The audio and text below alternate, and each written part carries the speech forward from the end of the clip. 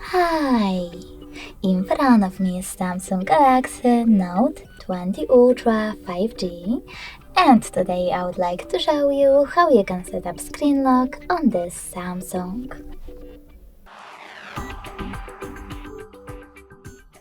You need to begin by opening device's settings and scrolling down.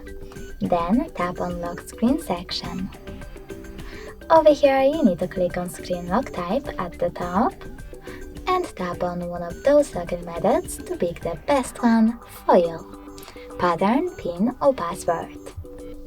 Now enter your login method and choose continue at the bottom right corner. Then repeat it in order to confirm it and tap on confirm. Now you can adjust all of those options however you wish to, for example, switch off or on lock screen notifications. When you're ready, tap on done. Then just continue in this pop-up if you wish to back up your pattern. Now log in to your Samsung account. Then click on home button. So now when I turn off my screen and then turn it back on, I guess that pattern is now required.